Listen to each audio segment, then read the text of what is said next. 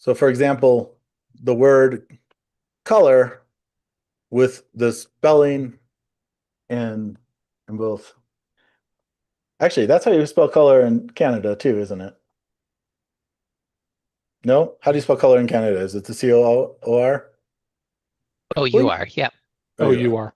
are. Okay. So here's the Canadian spelling, here's the American spelling. How different are those words in terms of how the LLM sees them, right?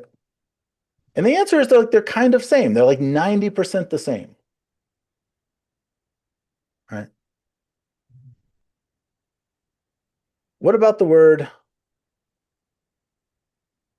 color and if I'm shouting color? Those words are only 70% the same. Why? How is shouting color different? Right? Well, I'm not entirely sure, but I open this, I can see color and color. And I can tell you from the LLM's perspective, these are all the dimensions in which it is meaningfully different.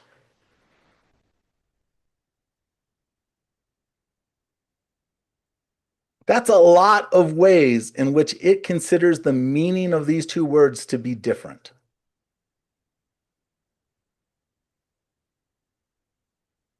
And just to make this a little more confusing, each of these dimensions usually multiple encodes a concept. So it's not just a thing, it's like two things. Just try to come up with like 10 ways those two words might be different. Right? So when you try to do something twice, if you are typing it from memory, there is almost zero chance that you are actually giving it the same input. Right? Very small changes will have very big changes in what your input is. They might still come to the same stable result, right? Hopefully they will more and more. Hopefully the attention models will get better and better at getting to the essence of what you're trying to say as opposed to the specifics. But just be aware that like unless you are copying and pasting a thing, it's very unlikely you're going to get the same two prompts.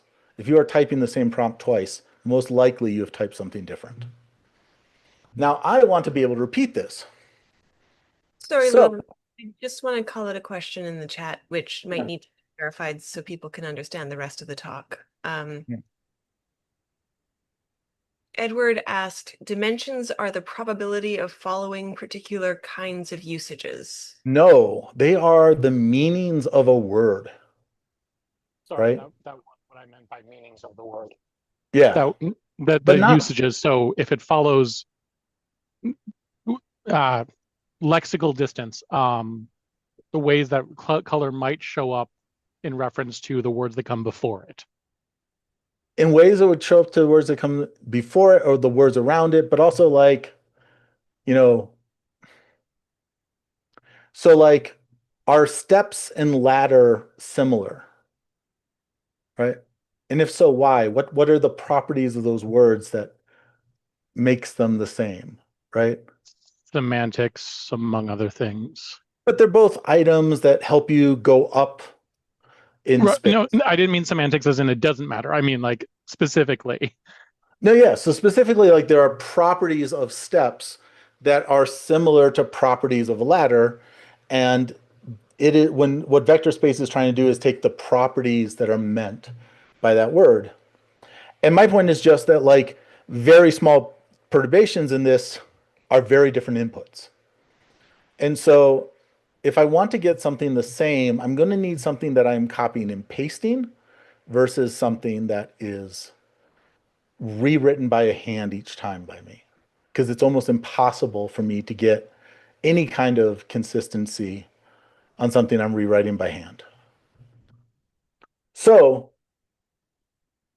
I go to it and I ask it, please create a file for me. I want you to create a file that talks about the process we just went through for fixing a bug. We just went through it. Write it down as sort of like a manual, as if you were a new employee that I was training. And I want to put together the employee handbook for you based on the training I just gave you. And so it does. And that is what this file looks like. There's some key parts to this file. One, there's a part where it needs to gather information from me. It needs to know what the bug number was. There are the steps that we went through at a high level to fix this bug. Understanding it, writing the test, writing the fix, verifying the fix, and then cleaning up the code. There is the command line that I used to get there. Like, hey, don't go to the website, go use the CLI. And there is the way that I do my commit notation. Right, so guidance on that.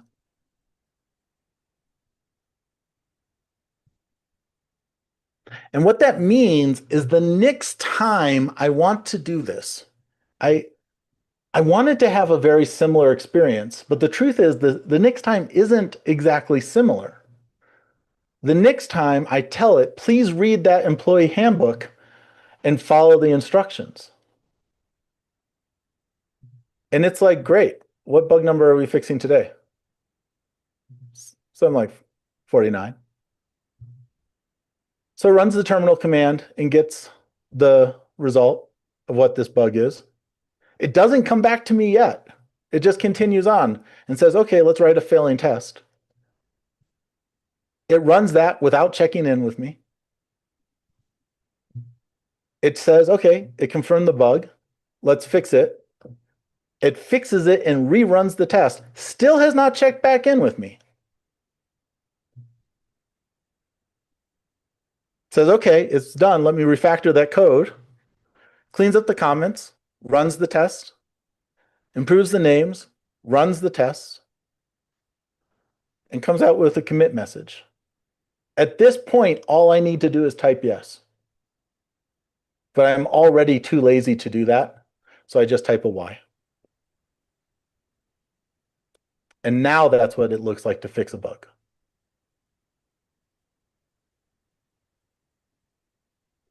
And that definitely doesn't look like what programming used to look like. That is not how I would normally think of fixing a bug, period. Programming on the enterprise. It feels closer to what I think a manager might experience telling a programmer to fix a bug. Mm-hmm. Like, I bet a manager feels like they're programming as much as I feel like I'm programming right now. And this is to say, like, computers have been around for like 80 years now. And the whole time, we have been using them to automate processes. That's what we do as programmers.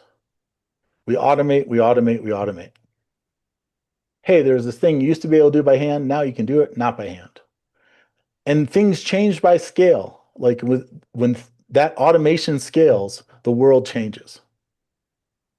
But now we can automate ourselves. We can take a thing that you do a lot and automate it. And that is a really interesting time. I've done this in a whole bunch of different places. I've done it in code. I've done it a lot on the outsides of code, like, you know, your environment and stuff like that. I've done it for writing emails. Like, as a coach, I write a daily status at the end of each day. And now the way I do that is I tell it to read the process file, and it asks me questions about my day, and then starts to compose an email for me as we do it, and then draws me a picture that shows me what I did that day. And then that's how I write my email, just answering its questions. It involves very little typing, as you will see. So I'm automating writing an email. That's a weird thing, right?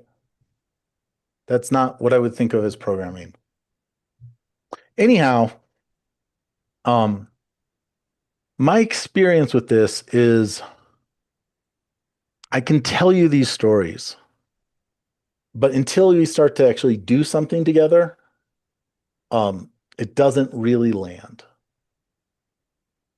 So what I'm going to attempt to do right now, I just want to caution that this is, who knows if this will work, but I'm going to try to take a random problem from you guys and work on it together and see what it's like to build code or build something this way. I have some process files. We'll talk about them as we go. But right now, what I want to do is just pick something to work on. Yeah, go for it. I appreciate the positivity. I'm going to need some ideas of stuff to work on. Anybody have an idea of something that would be interesting to build? A Klingon haiku generator. Ooh. Klingon haiku generator. Honestly, the greatest suggestion I've ever heard. It is a pretty good one. What else we got? An online chat program like synchronous chat. Synchronous chat. What else we got? Build a stopwatch. Build a stopwatch. Alex has something in the chat. Track sun activity and create event in calendar when I can see the northern lights so that they don't skip them. So northern lights tracker, alerter. Northern Lights tracker. An Can't not antivirus mention the program. game of life. Sorry, something about Game of Life? And we can't not mention the game of life. Conway's Game of Life. An antivirus program. Any last one? An antivirus program. Antivirus? Antivirus program. All right, that was 4. This is 5. Do I have a way of running a poll here? I don't think so, unless You would need it enabled on the Zoom before On you the create Zoom the meeting. beforehand? That makes sense. Unless All right. I do It have might be a something way the host can run. You might be able to do it there. What I think I can do is I can just say, sorry, Llewellyn, Tony was about to say something. oh, sorry, what, Tony? Yes, I do see an option for me to post a poll. Oh, awesome. Can you make a You can poll generate of it just in 1 to live. 6 1 to 6. and Okay. tell me which ones you're interested in? 1 to okay, so what's you interested in? Okay. So I have 1 here and 2. 1 is, yep, Klingon, 2 is chat, 3 is stopwatch, 4 is Northern Lights, 5 is Game of Life, and 6 is antivirus. And then we have 2 is synchronous chat. And then we have your stopwatch. Then we have and invite and the last one is the manage program. And we so let me post the questions.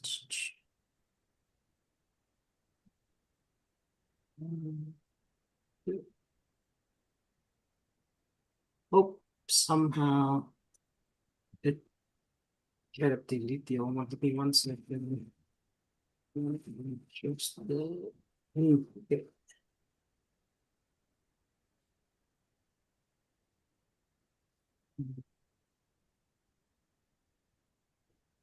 There's 2.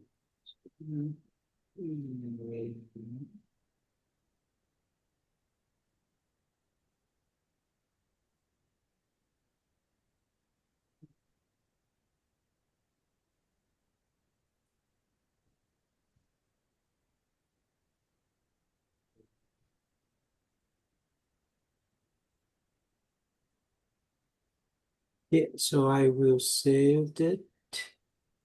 And serve as a meeting poll.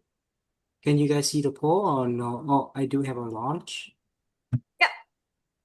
Cool. Yes.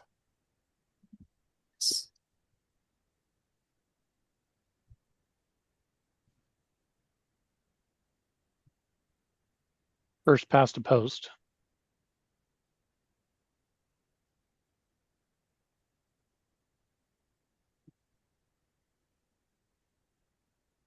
Yeah, I was thinking the same thing, Paul.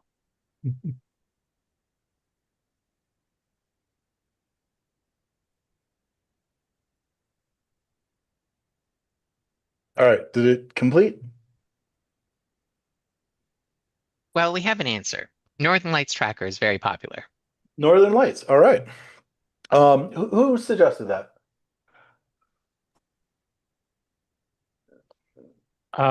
Alex on the chat. Alex on the chat. Okay, so Alex, if you are you there still? Yes. You're going to be our product owner. If you see things you don't like, let us know. If you see things you want that are missing, like let us know. And then I'm going to need a couple volunteers to help me write this. Can I get like 2 or 3 volunteers? Raise your hand in the Sky or the Zoom.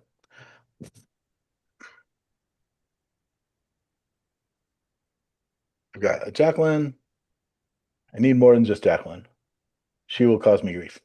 Stephen has his hand up. We got Ed- Steve. Cool. And Edward. And Edward. Okay, Do Edward. do you want me to cause you grief, Llewellyn? Do I want you to cause me grief? I don't think I want grief. I think Okay. it will emerge naturally. All right. So let's start with Edwin. I want to start with like giving you almost no guidance at all. What would you do to do this? I would want to know the geographic locations. I would want kind of a map or an area set of where geographically you would see the northern lights on a particular day. Okay, and what would you do to get that? Like I will be your hand. What are we doing? I would want to do some kind of query or poll of Google Earth. Okay, am I writing that in Cascade? Am I opening a browser? What am I doing? I'm not aware if the Google Earth API is actually public anymore, so I'm not sure if you would pull it from Google Earth or if you pull it from other databases to be able to Okay. get a set of the ones that are out there. Well, I will do whatever you tell me to. What do you want me Yep, to do? I was going to say, starting with a research spike, let's find out who else or how you would be able to locate where the northern light, where you can be able to see the northern lights. And how am I doing that research spike? Using Google or using Cascade, ask it to search Google. Okay. So, please search Google and tell me how I can find out where the northern lights are based on my location. Did On I? January 1st. Like on January 1st. You want it on January 1st or do you want it for today's date? It could be for today's date, any date, just so that we could be able to start with a baseline. Based on today's date.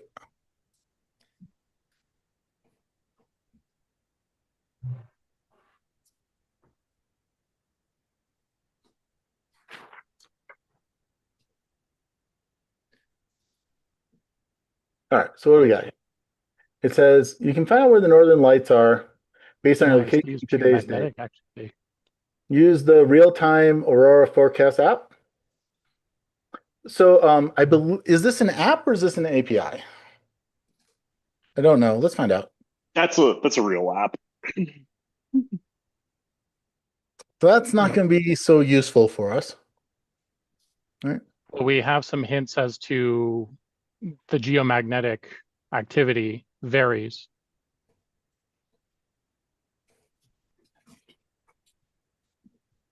Okay. So what am I going to go do? What would your next step be to build this app or build this program? What window of geomagnetic activity is most likely to have the northern lights be present?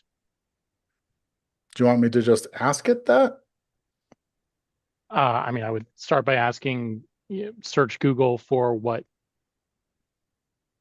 I mean, I would, yeah, asking that is not going to be helpful, but asking it to search Google for how to find out, or rather, let me know if there is a particular window of geomagnetic activity where the northern lights is more likely to be present. Okay, but that's not really the app we're trying to build, right? Like the app we're trying to build is, I'm here, like tell me when I should be paying attention to the Google lights. So Okay, I mean, I wanna the s- intention is knowing where on in a geographical XY coordinates where I could be to most likely be able to see the northern lights. Oh, I don't think that is the intention. So that might be part of, We I may have the should wrong check. intention. Yeah, we I should may check have the with the wrong product intention. owner. The I think product the owner is welcome to intention speak up here. is, if we go back to our PowerPoint, Or if did it- Alex wants to put in the chat, why is my, track sun activity and create event in calendar when I can see northern lights. yeah. So it's not, I'm going to go move to someplace to see it. It is, okay, hold on. My PowerPoint seems to have died. Let me, Oh, Alex just wrote in the chat cancel. here. I think we as engineers diving into the technical details, let's think like a user. What does the user need? As a user, I need to receive a notification 1 to 2 days or a few hours in advance. I love that. Let's think as a user. Okay, there we are, back. Okay, so I want to take a step back. I want to talk about a couple different things that are going to make this easier for the way that I work, or the way that I have found this to be easier. So I want to start with this. We are building a prompt. Like ultimately, that is what is happening, right? Like you're building a prompt. And it is useful to realize that there are like three things or three parts of a prompt, right? The first is like the impromptu prompt, which is what you just did, Edward, right? Like you went to it and you gave it a prompt and you just typed it in. The other is like a process file, right? Or an example. Like these are things that usually exist before you start, even if they existed just very recently before you started. And then the middle part here is this data and context. And I think that is the piece that I really want to focus on. Now, often this is built. And we'll talk about building that, but I don't want to start by building it right now. I want to start by just writing it together as our group. So I'm going to rotate us. I'm going to rotate to Steve. And I'm going to start by prompting you into a file. So under processes here, I'm going to add a new file. And I'm going to call it, I'm really tempted to call it current task, but I feel like what I want to write right now is a project overview.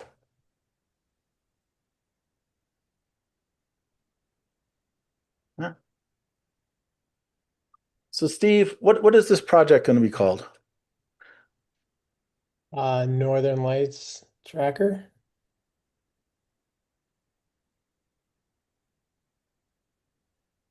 All right. Give me a quick description of what that is. Creates a calendar of, that's what it does. Tracks Northern Light activity based on your location. Okay. Creates a calendar. I'm going to clean that up a little bit. Creates calendar events based on your location.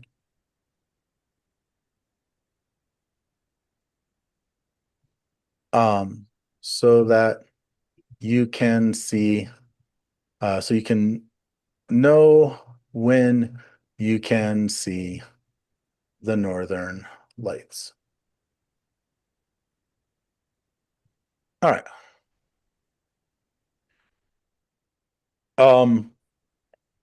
I don't quite want to go to features quite yet, right? I want to talk right now sort of about like inputs and outputs. Just to give you a flag though, Alex has added more details in the Ooh. What do we got, chat. Alex? It's a website where Website? you can see. Oh, yeah, yeah. Oh, you know what? I'm gonna just outright grab this and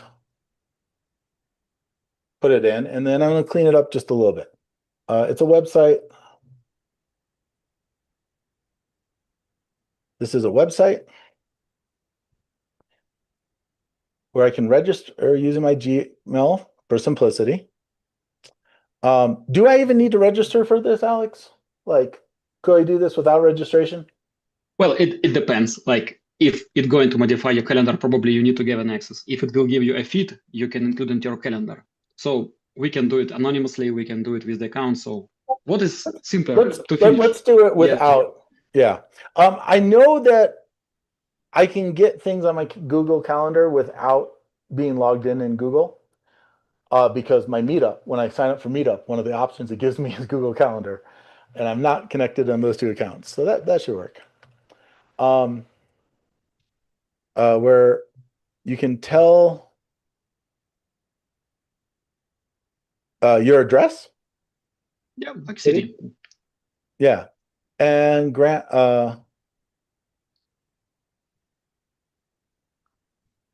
and get notifications when the northern lights are visible. Yeah. Yeah. And get notification as early as possible. Yeah, theoretically. But yeah, let's just for simplicity are visible. Instead of notifications, let's say specifically get calendar requests for when the lower lights are visible. I like that. When they should be available, when they should be visible, or when they will be visible, because the initial thing was a couple of hours ahead of time. I think you know more than a couple hours ahead of time. Yeah, something like that. Yeah, most of That's those what the applications calendar- they give you like a So probability. when they will be visible within a certain probability. I think that's what the calendar request is for. I mean, it's like a future time, right? Yeah. Right. That's why we have the. All right. So let's talk about technologies. Steven, what are we going to use for text? I want it to be Java based because I have this project currently set up as Java. So Java. I love Java. Java rocks. Is that what you said? You want it to be Java based? I would like it to be Java based. Do you have a good idea of what the tech stack would be like Java based? Yeah, Java, Spring Boot. Quarkus. Yeah, because you said it's a website, right? So Yeah. we could do a simple front end with some people doing HTMLX and or you do like time leaf. Either one of those. Time leaf. Is that good?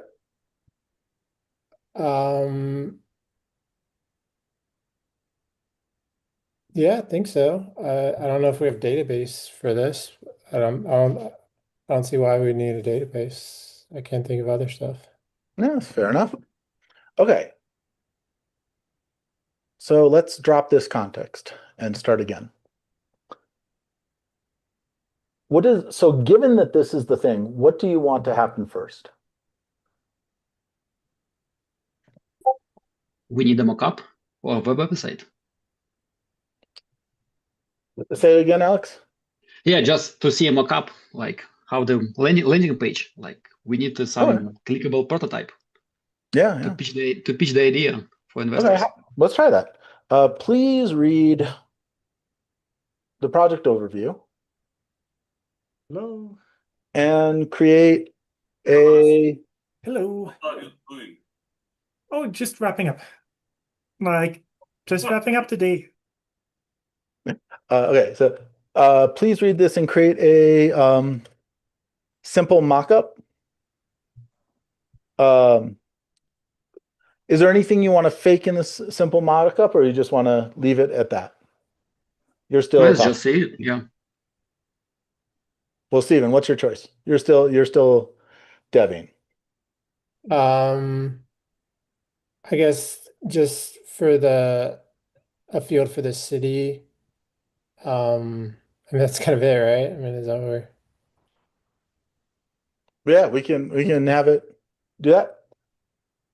We can also have it like read this and do it. But before I do this, whatever I'm about to do, what I'm going to do first is go over here, and we like now have a project overview, right? I'm just going to commit that so that whatever this does, we can go back, right? Because like we're giving it sort of fairly large leeway to change stuff. Yeah, let's make sure we can undo. In my experience, this never goes well.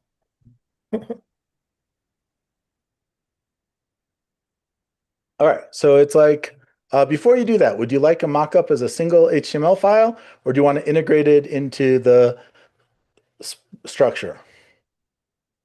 The structure. Yeah, go full speed. Integrate it into the structure.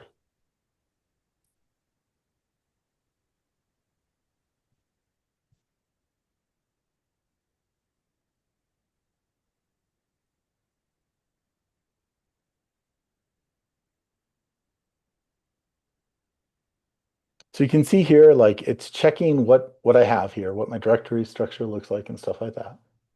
And this goes to like that first thing I was talking about of like, it can see your whole project.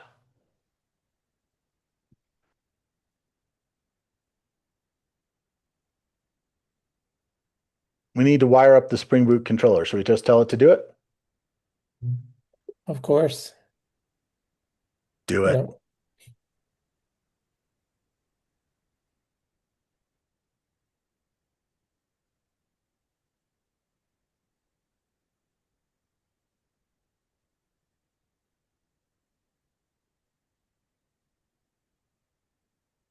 All right. We should probably look at that. How do we look at this?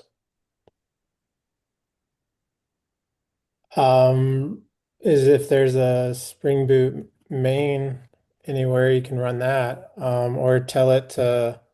If we're using Maven, you could No, I just like what you were saying. Tell it to do what? Yeah, tell it to run the app. Can you start the web server? Yeah, we're not going to do anything ourselves. That's ridiculous. Exactly. Cool. So what happened when it did that? Didn't work. Did not work. Make it work. So we have two options. Do you want to review it yourself, or do you want to have it do it? I think we want to have it do it. So It says it's missing dependencies, so we'll need to add the needed stuff. Yeah. We could ask it to lay out the reasoning it's going through as it does so, and then have it also respond to that reasoning. Well, it has in the past, working with LMs, be able to ask it to lay out the reasoning and then have it go through the step-by-step reasoning it just laid out. It has it go through a more procedural step and checklist, but yeah, which it responds to better. He's using 4.1, which isn't a reasoning model. Well, yeah, Okay. I guess it could reason. I don't do that with a reasoning model necessarily. It still works by that. Yeah, that's true. But seeing as logic here doesn't help us too much, right? The build succeeded, but the server didn't start because it isn't configured in your Palm. This is needed. So it does it. Let's try this again. You can see it's still not going so great. Yeah.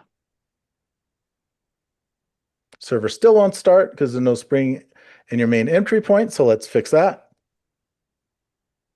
And that's also why I would say have it list out the steps it would take and then follow the steps it provides, because it'll actually do some of this ahead of time. But is that helpful that it does it ahead of time versus just sees the result and does it? Like, is it just you get there faster? I think we're getting quick feedback just by Yeah, doing this is pretty fast. Yeah. Okay. Okay, so it looks like we have it up right now. Yeah, What's it's up, probably browser? like yeah, there it is. Okay. It's at localhost 8080. It actually Is it gave you a localhost? link. Llewellyn, it gave you a link if you just Oh, want did to it? Did I not click it? I clicked the wrong one. Thank you. Oh, it's not working. That does not look like it. Open browser, whatever that It's is. just, yep. There we are. Okay. There it So we have is. a Northern Lights tracker. We enter our city. We need a city that's probably much more north than New Reykjavik. Mexico. Is Calgary enough to get us there? Calgary is enough. Calgary? All right. You Am I spell it right. Calgary? Is that enough? I don't know if it'll be enough or not. Let's find out. Okay. Yeah, I mean, it's all 2 days. fake I think data. this is all faked. Yep. But are we closer to what we want at this moment? Yes. All right. So we're going to check in. First, let's take a look at what it actually did. Right. So it modified our Palm file to get it set up for the stuff we need. It created this Northern Lights application, which looks pretty minimal. It has the part here where it creates the Northern Light controller, which right now is just always giving us the same thing regardless. Hmm. And it gave us our basic page. Right? So pretty minimal setup, but hey, it's a feature. Mock stuff. Let's rotate Jacqueline. Sure. So the question I have, first is this page actually how you want it to look? I mean, it's not pretty, It's not pretty. We could work on it being more pretty. but Is it functionally okay? no, it's missing the ability to create calendar invites. Okay. We're in Zoom. Can you just click annotate and draw what you want different? Oh, great. I don't know. Zero judgment on mouse drawing will continue forever. Thank you. I appreciate the zero judgment on mouse drawing. Okay, can we draw here? Okay, I do. Okay. Ignore That that. doesn't mean you even have a mouse and you don't have a trackpad. Oh, I have a trackpad. That may or may not make it better. It does not make it better, but we'll do this. Okay. What are we trying to draw? Because Zoom has this whiteboard feature and it looks like Miro. It's pretty good for drawing this stuff. I'm just gonna go like this. So we've got our northern lights there. Mhm. And then I am thinking, Alex, you can tell me if this is wrong, but next to each of these events, I would like a button to create a calendar invite. Well, ideally, I would like to register once and keep receiving those notifications without interacting with the website. Yeah. Gotcha. Okay. So I'll get rid of that. Hold on. Before we build that, let's build it in pieces. Yeah. We build it in pieces. If you could just do this and get a calendar invite, would you be happy with that? Yeah, if it can give me a link to the Calgary's, for example, feed which contains all Calgary Northern Lights. I could add it to my Gmail and it solves the problem. I like that. Okay. So we would have a button down here, which is like generate Gmail calendar. Yeah, like add to my calendar. Yeah. Generate calendar. Generate calendar or add calendar? On a school website, it's usually add to my calendar. Well, so what I'm thinking of in specific here is, let me do this off screen first, and then we'll bring it on screen. If I go to my calendar and look at the week, and then let's turn off everything else here. There you go. Okay. there. So if I go here, I can add another calendar, right? Which I don't control, but it shows up in my calendar. So there could be like the Calgary Northern Lights calendar that you can add so that you could subscribe to. Does that make sense? And Yep. that would be shared by multiple people subscribing to it, or It'd be shared by multiple people subscribing. Anyone could subscribe to it, but they can't alter it. no? Let's Okay. assume all Calgarians have the same calendar for simplicity. Yeah, because the whole city it would just be a city that it's maintaining. And then how would it update? That would be Let's a feature. Windsor decide. Yeah. Yeah. Windsor will decide. Yeah. Is that what you want? Alternatively, we could have it create, calendar events on buttons when you push them. There's not a right or wrong thing here. Like we're designing a thing. So the thing is, I don't want to miss the Northern Lights. I'm a Yeah. busy person. I registered, I configure it, and just waiting, notification will come to me one of the next day, and I will go to see the lights. I don't want to click for each event, add to my calendar. Yeah, I want everything to be Added for you. Okay. Yep, kind of. So going back to Windsurf.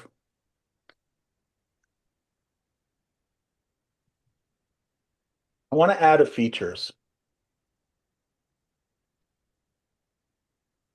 And we have a feature right now, right? So I'm going to say like, great. Can you add this page as a feature to project overview?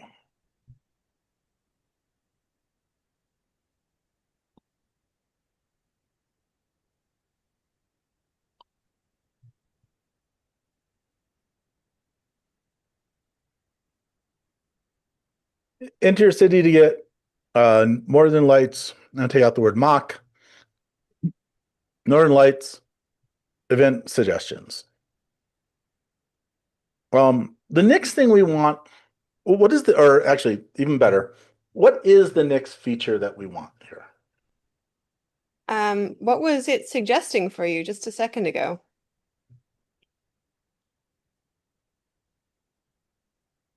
It keeps its own overview in sync with what's actually implemented and more features. Let me know and I'll update the thing. It's just saying it. There was Up here? was auto completing for the next checklist bullet point. So if you Oh, what is the autocomplete? yeah, it was I thought it was decent. It was something like, yeah, calendar event. Create a calendar event for the Northern Lights event. Close. It is close. What do we actually want? So if you want the ability to subscribe to the calendar, what do we need? A subscribe button. Okay. So so that is on that page itself. Yep. If it was to subscribe to a calendar, though, even more basically, what do we need? The calendar. Yeah. So we need something that creates the calendar, right? Yeah. Calendar creator Sure. for cities. Yeah. That creates Google calendars that people can Creates a public Mhm. Google Calendar. with Product owner, is this what you were thinking? Sound Yeah. Sweet. lights events. So is this like a back-end process then? I would maybe trigger it when somebody decided to subscribe. Can't really do that though, right? Because it needs to update afterwards. Yeah, but it doesn't need to update until you've got the initial one created. But once you have the initial one created, Yeah, then it's got to be stored somewhere. You have to have like a link to the calendar stored in a database. And it needs to update itself, right? Like it needs to update the calendar. Yeah, there needs to be some sort of back-end process that's Yeah. running a So- lot of calendar. This is a back end. But the creator is not. The updater is. The updater is separate from the creator. Okay. Fair enough. I'm not sure, but I believe the publicly shared calendars URLs, Gmail pulls them in the background, so we may think that application will expose some public feed or calendar, whatever it's called. We can add it to. I assume Google.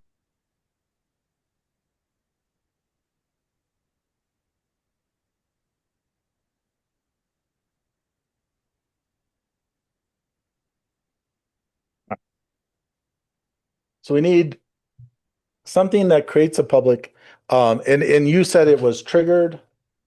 This is triggered the first time a city is entered. Mhm.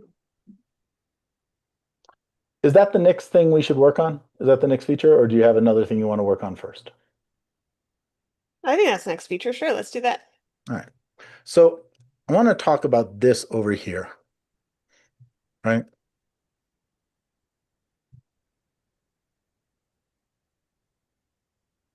So LLMs have a context window, right? And that context window is how much it can track before it basically like its memory is overflowed. Right? And these context windows are pretty big nowadays. Right? So we fill them up pretty easily. But there's another concept called an effective context. And the effective context can often be much smaller than the actual context. Right? And the idea of the effective context is after you filled up the effective context, but way before you filled up the actual context, the results start to diminish dramatically. Right? And this effective context is different for different agents. Claude seems to be pretty good at not blowing effective context at the moment. Maybe that will change as we go on. I have no idea.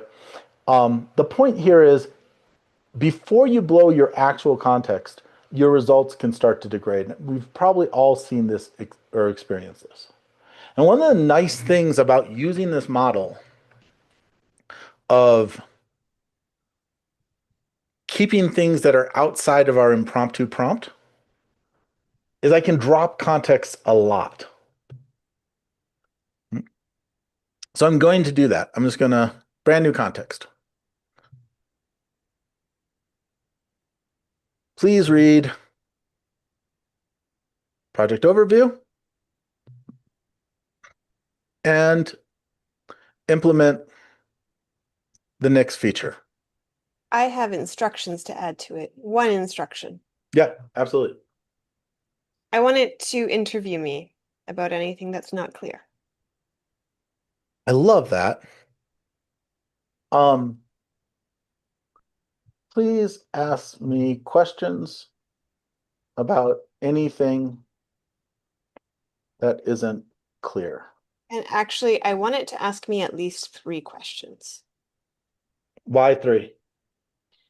So for some of the models that I've worked with, instructing them to interview me gets 1 question when there's more details that they should have asked me about. And then What they, if it only has 1 question? well, if You there's 2 always more wanted to useless ask me 3? questions, if there's 2 more useless questions, you just tell it to ignore them, and it's good. Okay. Anything is clear, ask 3 questions. At least 3. And- Sorry, I'm giving you grief. Sorry. That's fine. If you tell it to ask why 7 times, I'm leaving. I'm kidding. Tell it to ask why 7 times, but don't give the outputs. Whoever said that, well played. I've been meaning to get back to the Sundays. I apologize, I haven't been there. Here's 3 clarifying questions to help us out. Should the Ask me public one at a time, please. I prefer that. Thanks. First question, should the public calendar for each city be visible to all users or just the users that created it? Interesting. Alex, that's for you. That's a good question. It is. I like it. Let's make it visible for everyone. Everyone who lives in that city or said Yeah. their locations there, right? Just visible to everybody, just publicly visible. What information should be stored in each calendar for each city? Just the city name, or do you want additional details like country coordinates, etc.?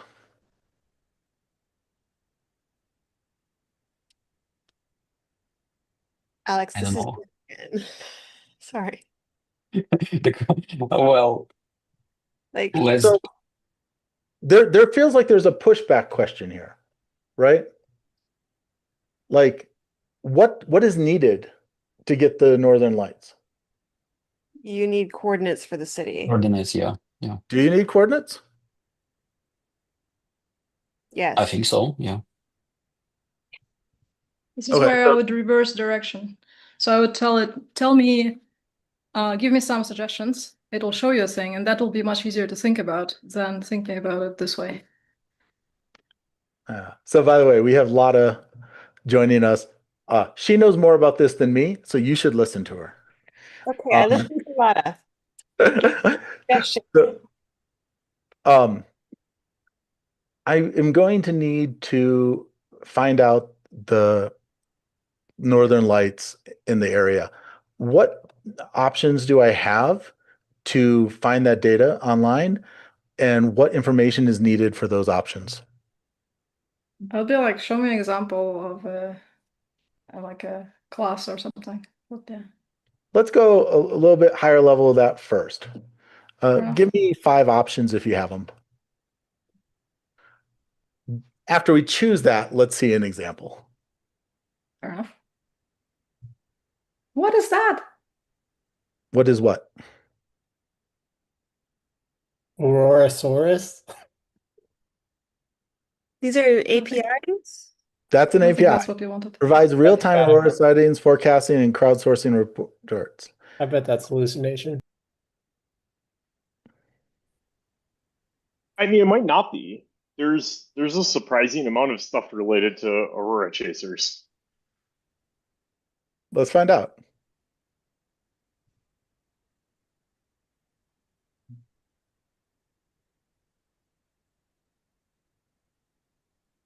It looks legit. I looked it up. Not an hallucination. I apologize for jumping in on this, but I have actually looked at some of this stuff recently. We also have the Aurora Route UK. We have Space Weather Live API. We have the Aurora Alerts by SoftServe. That's a web and mobile. Some have APIs.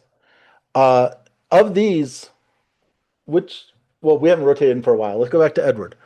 Edward, which one do you want to use? I'm going to say coordinates because we won't necessarily always be in a city. No. Of these 5 APIs, which one do you want to use? Thank you. I just like the name of Aurorasaurus. All right. Let's use number 2. So Lotta, you were saying write an example. I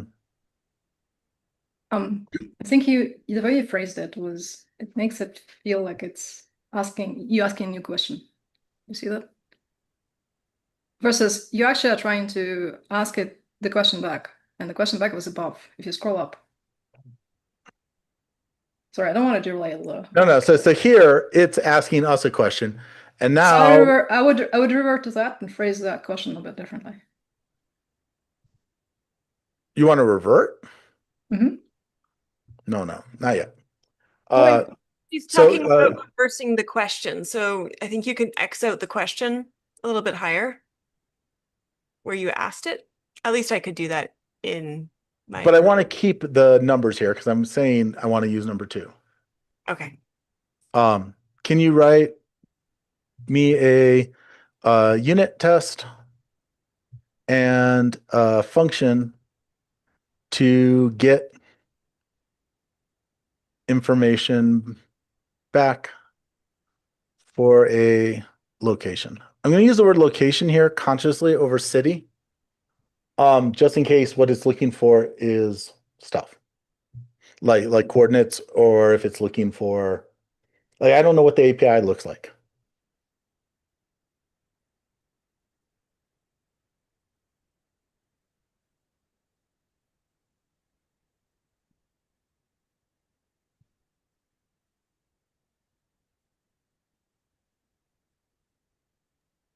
So this is interesting. It's busy working, but there's still a third question that Jacqueline queued up a little while ago. Yeah, that we did not answer. That's okay. Does not have a public documented API, but their site provides real-time things.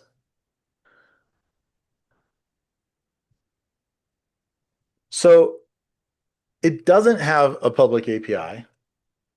The site does study stuff. Do we want to stick with this, or do we want to go back to one of our 5 things? So far, it has not written code. It sounds like we've discovered something that we might find important. If we find that thing important, we should tell it that. Okay, what would you suggest here? Well, I would basically go back and addendum the question to be like, it is important to us that this has a public API that we can hit.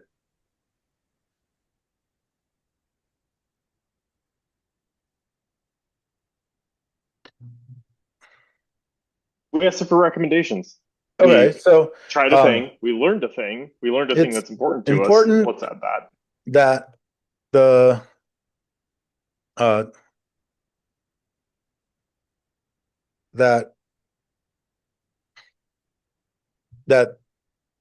there is a public API that we can use. Can you re-suggest 5 options that do have that API? Also curious if it corrects itself. Looks like it. All right. Let's move to Steve. Steve, which one are we going to use? With these APIs? Yep. I'm looking at the Aurora. I mean, I'm just looking at the map they have here. Like, I think we should use that. The Aurora Number 3? I don't know. Do we have the Aurora Source up there? No, the Aurora Source one doesn't have a public API. Oh, okay.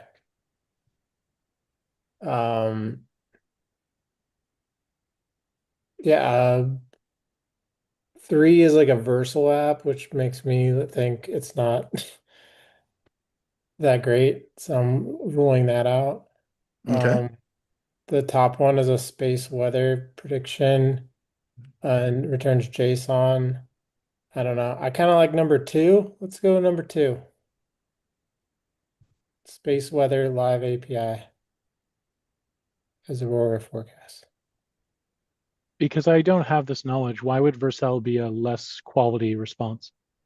Because it seems more like a personal project that isn't like, I don't know, like it's not, it doesn't seem like it has much backing from more of a community. I don't know.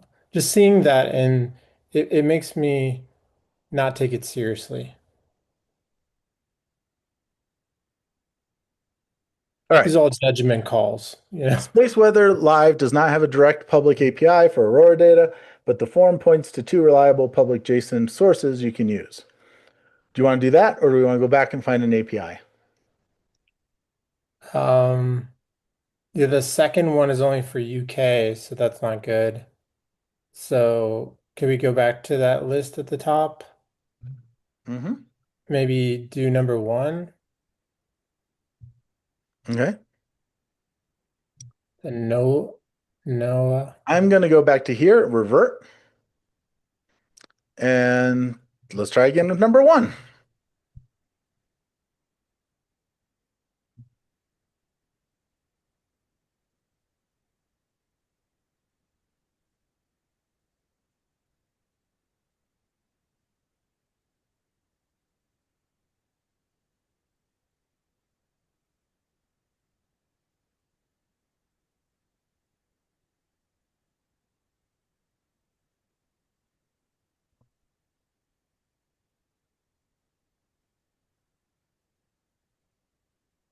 It keeps saying things like updating the plan, changing the plan and everything, but it's not changing your project overview. No, Where it's is that referring to this plan.md file right here. happening? Okay. Right. You can think of this as sort of like a temporary notes for LLM. I'm allowing that to happen. If you look right down here in the lower left, there's this little icon, plan mode, that I've enabled. If I click that, that would disable it. It works much better with plan mode. And this is just rinserve, right? Like other agents, they have variations, but plan mode is not the same across agents. Correct. Yes, but it's very similar, would be the way I would describe it. They all have similar features now, but they work different ways. But like Claude will do plan files, Windsurf will do plan files. I think Cursor also does a plan file, but they are also there. But it's all like scratch memory. You will notice it looks very similar to what we are doing here, our project overview. It is changing a lot. It is not as persistent. You can hand edit it yourself to interact. I find that that's not usually very effective. So I usually write like a project checklist when I'm working with these things. Yeah. Am I crazy for getting my thing to put its stuff out into a project checklist, like creating that separate checklist on my own? That isn't Not at all. Plan files are very temporary. They Okay. get rewritten and overwritten a lot. Trying to use them as persistent does not seem to work very well. And trying to like structure them for reuse does not work very well. Okay, so creating, like as I work through the project, creating a separate file where I'm keeping, I guess that's kind of what we're doing, but with bigger steps than I'm used to in the project overview. Yeah, we should talk about the fact that we're using those bigger steps. But here, like really think of this as like if you have a piece of scratch paper by your computer while you're programming, I think of it like that for the LLM. Okay. Like an externalized memory source. It does work a lot better. And it also creates a lot of what we think of in the reasoning model, right? Advantages that we see here. Okay, can we please confirm the test file and location? Source Java test Northern Lights. Does that sound good to you? Yeah, Llewellyn, I had a question. I normally don't normally have LLM suggest to write tests so soon. Is this because it's reading your process files? It isn't. We should talk about those, but I don't think we need them at this moment. Let's see what happens when we do it without the process file. So I have very specific process files for the TDD. We are not doing that right now. Right now, it is reading something that is it is reading my running scripts, right? Which has a fair amount in it, right? Does it have test? Does it have the word test or test in it? It tells how to build and run the tests. Okay. So I have a shell script that will build and run tests. It doesn't really talk about tests other than that, but it does talk about, make code that is nice. Okay. And it does talk. So like it talks about the clover leaf, which is why this is showing up here. Oh, I haven't really talked about that. Let's talk about that. So I mentioned that we have this effective context and that we blow it sometimes, right? And it would be really nice to know when it goes wrong. Now, part of it you'll know just because your responses start to suck, right? But I want to do better than that. And so I'm taking a page out of Van Halen's book here. So Van Halen would, like, anytime they would go to play at a place, they would have what's called a rider, which is sort of like all the things you need to do to set up like the sound equipment, uh, the pyrotechnics, but also like, their room. And it included snacks, right? And in their rider, they had like, potato chips, nuts, pretzels, M&Ms, and then they had this warning, absolutely no brown ones. If you've ever opened a bag of M&Ms, you will notice that like it's super annoying. There's a lot of brown ones that you would have to remove. And a lot of times people thought of this as like, oh, Van Halen are just dicks. Right? But the advantage of this clause is that Van Halen could walk in and they could look at the bowl of M&Ms. And if there were no brown ones there, they'd be like, hey, probably our sound equipment and pyrotechnics were set up correctly. Like, it's not a guarantee. But what is pretty much a guarantee is if there were brown M&Ms in there, they needed to double check the sound equipment and pyrotechnics. Right? So it's much better as showing like, hey, this has caused trouble as opposed to something else. We have a similar clause here with the starting character, right? This cloverleaf. So like as this cloverleaf keeps showing up, like, hey, it's following, it's still tracking. As we start to go into more process files, we will start to add more pieces here. Right? We haven't added any yet. But like, for example, as you're completing the project overview, that feels like a place to do. Is that Sorry, go on. Is that a trick that you invented, Llewellyn? Lotta invented it. I stole it. Or Van Halen Excellent. invented it. Lotta stole it. Well, and then yes, but the brown M&M writer, but I very much like that. Yeah. No, I learned this from Lotta. Listen, I'll say it again. Like, she knows more about this than I do. So then eventually you start to not see that and you're thinking, okay, maybe I need to reset the context window and kind of clear If I out. ever not see that, I drop context immediately and restart. Got it. Right. But saying that doesn't mean it's good. And also it depends on the model very much. Yes. It is an indicator. It is not, a source of truth. I'm just going to say that's good. In terms of location, because it's waiting on me to do something. Okay. You will notice the icon just changed. This is very interesting to me. And the icon just changed to red, which means it read my process file without me prompting it which is Did you open it did you open just now? Like, was there a moment when you opened it for a second? No.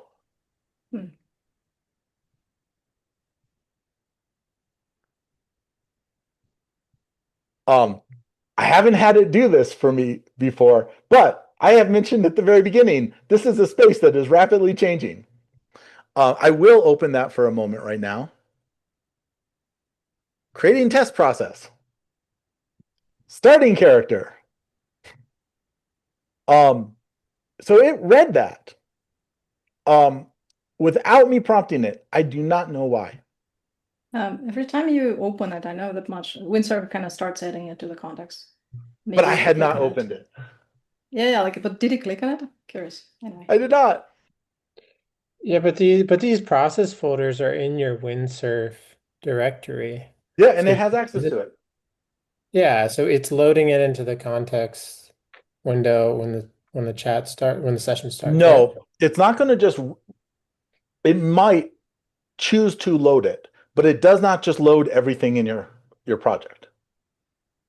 Okay. But yeah, that's why I asked you about the test, because it started to suggest writing a test, and I was like, "Was it reading your process files?" It looks like it was. No, we told it to write a test. Yeah, but it suggested to write a test, and now it's no, we told it to. Started. Yeah. Oh, at some point. Okay. Yeah.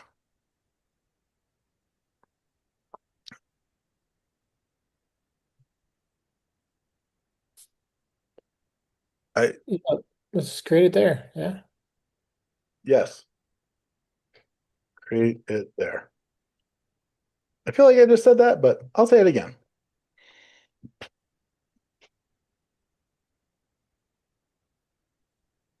Test file created. Okay, so it is not following those instructions the way I would if I was to do a process file and tell it to follow it, but let's see what it did. So it has the city Fairbanks, has the latitude and longitude. It says get the alert, and then it gets a result, and then it verifies the alert. That is fantastic. Yeah. Honestly, looks pretty good. Yeah. Some interesting things I'm observing here. First off, it used your approval testing library. It did. How much history does this development environment have with you and your prompting? None. It doesn't store history, but I do mention approval tests in it. If you look at my running scripts process, which this goes in front of everything. Okay, it's good to know where that's coming from. Like, yeah, it's coming and from somewhere to my in POM your file. context. Yeah, and from your POM file rather than previous history that you're unintentionally or intentionally not showing us. Yeah, I'm assuming good faith here. I'm just curious where it got that. I'm assuming the answer to that is yes. No, it's totally fair. I appreciate it. Yeah, I'm not sure.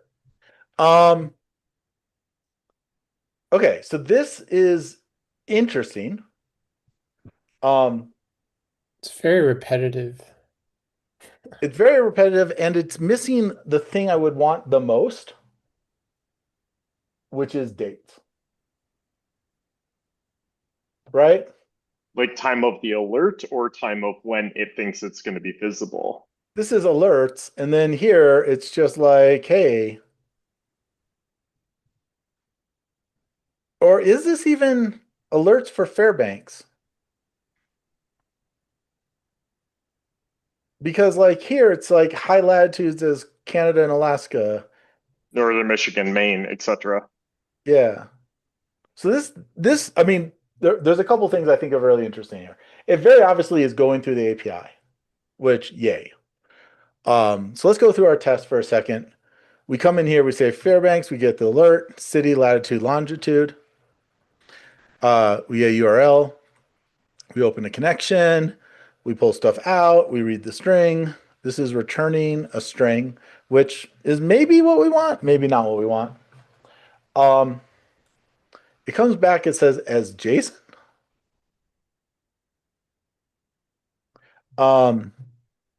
We take that response as the alerts JSON.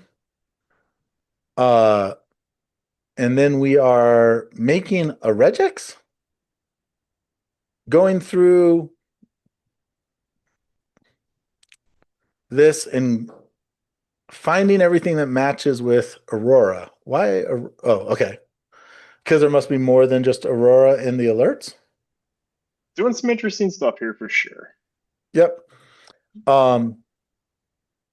Say no. Otherwise, it's going to format this here. Okay. It's not exactly what we want, right? We don't exactly know what is possible here either.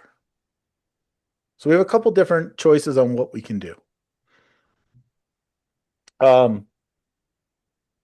Looks like Jacqueline was on. Let's go back to Ed. Edwin. I want to give my turn to somebody who did not Okay. volunteer, but Who do you want to give your turn to? Probably Brian. Brian, you are voluntold. Jesus, Jacqueline, why? I knew you'd do it for me. I will do it only because otherwise? I will do it only because Jacqueline is asking me to. Thank you, Brian. All right, so we are receiving a JSON alert at this spot, and then we are regex searching it. There's a couple different things you could do to this to get us more information. Sure. And I think to get it more information. What do you want to do? Where do you want to go? Okay, my initial. I'm gonna try to think out loud. Yeah. And this will be rough and gross, and please forgive here, right? Yeah. But I see this code and it's like, hey, it looks like it's asking for stuff related to Fairbanks and getting back a bunch of stuff that isn't related to Fairbanks. So I think my response is going to be like, hey, you're suggesting, like, this API is suggesting a bunch of things that are not near Fairbanks. Is there a way that we can narrow down the alerts to more related to the specific geolocation of the city that we're asking for? Or sorry, location that we're asking for. Yeah. Okay. And if we look at the code in here, we will notice that we are just getting all alerts. It does look that way. Yeah. Okay. So I'm hoping that it's gonna recognize this and supply back something that gets us closer to where we want to be instead of a generic thing and then what looks like just like a regex matching and then guessing that these things are related. And maybe that's not what is going to happen. the results from this seem like we're getting all the alerts and then we're trying to filter down from there. Is there a way to request alerts only for a certain city or latitude and longitude? Did that's I fair. phrase you properly? Good enough. We're all good.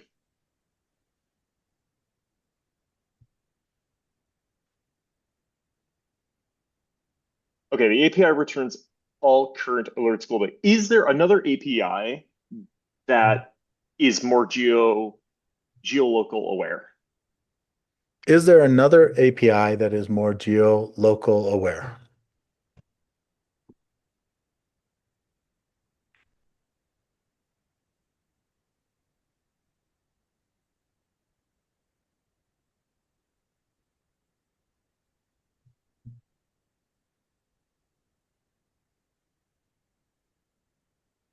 Cool. I would like to ask it to change the code to use Aurora's.live API for Can you change the geolocation code to awareness. use that API?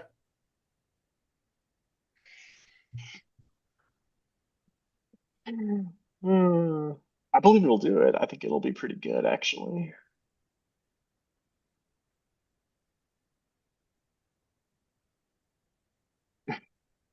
Oh, we haven't committed in a while, but it's only created Oh, these. yeah. And we're not right at a level to commit it at the moment. Kind of fascinated by the idea that it looks to have shown you it.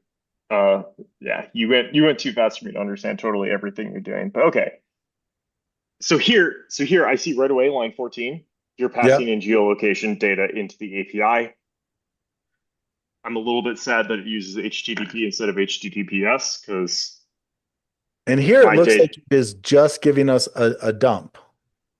Let's see what that showed up Yeah, for yeah, in run it. here. Please, for the love of God, use HTTPS. Like, this is funny. sorry, it's just like how I deal with my day to day and my world at work. Like, and But if you think I've run into this recently in a place where you actually shouldn't see HTTP, you are correct. check out the response. Oh, lovely. Hey, tell it to follow redirects. Does it have a redirect? 301, better be. Actually, do one better. Say follow the redirect and then adjust the code to actually point to where it redirects because that's a moved permanently. I want you to say that whole thing again. So this URL hit a 301 moved permanently. I would like you to follow that redirect and then adjust the code to point at the new HTTP URL. Also, please use HTTPS.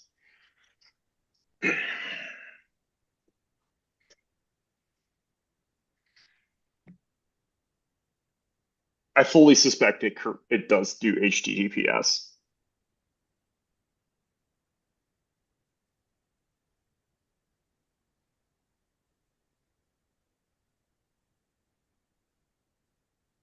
That looks pretty good. Those look pretty good. Okay, library dates. So we got dates, which is a thing you were caring about a whole lot. Yep. Calculated. A little bit confused about what calculated means, but okay. So I'm going to close this Go for a ahead. second Yeah, go ahead. and just do one more thing. So first I'm going to hit accept all. Accept all doesn't actually do anything other than say stop tracking changes. Reject or will undo. But it actually makes the changes live there regardless. If we go, so this returns a JSON, the Aurora JSON. Mm-hmm. And so rather than adding this format in here, I'm just going to return the Aurora JSON. So wait, sorry, we're still in the context of we're not in the context of a test. We're just having it return JSON. Okay. Yeah, Yep. at the moment. And then I'm going to do here a verify as JSON. Okay. I'm all on board with this. The part of this talk that I think is most fascinating is when and where you were choosing to intervene. So I'm just trying to be conscious of that here. I agree with everything you are saying completely. Yeah, go for it. I know the approvals library has a verify JSON. I'm just going to build and test here. I want to talk about, there's a couple things here I want to talk about as we go. But like, here's the JSON we got back. And that feels like we are in the place now that we have the ability to get Aurora information. And the thing that we haven't really explored yet is how to create a calendar from this. Right? Which is probably like the next step we would go to. But because we're already an hour and 40 in, I want to step back and take a look at some of the things we've done. Sure. First, okay, so first I'm just gonna copy this. This, by the way, is unbelievably inconsistent. This test, will it even run, No, it better the second not. time? I mean, it might right now because the data hasn't changed Caching. at the moment, but maybe some caching here, but like at best you're mocking this. Still, but a lot of issues here. Yeah.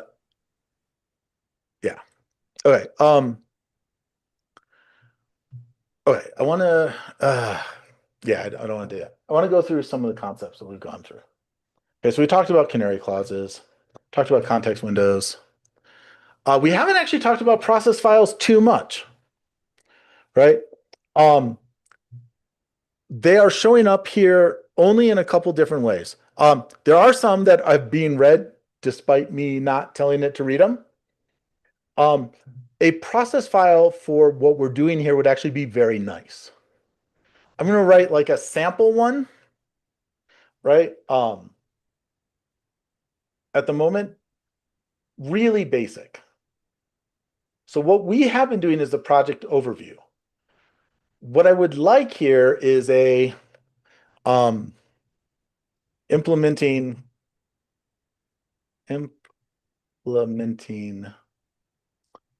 project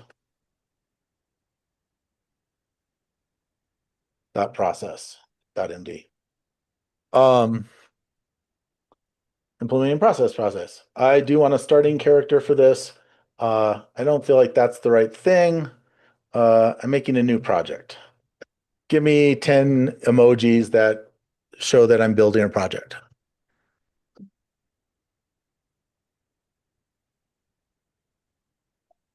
Let's take that one.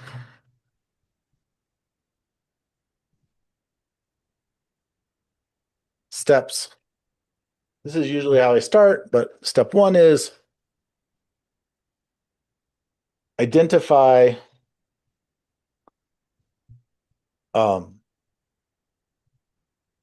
API challenges needed to build the project.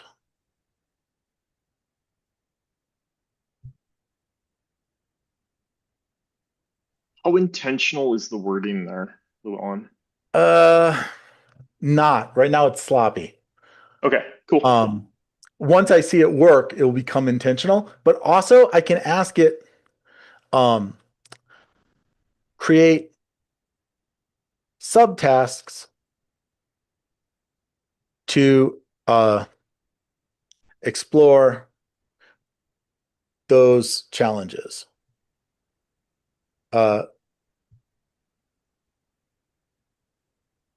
For each, suggest options, create a test or simple sample,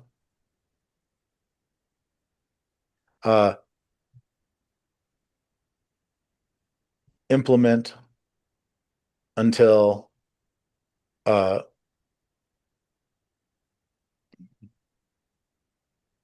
challenge is showing to be overcome.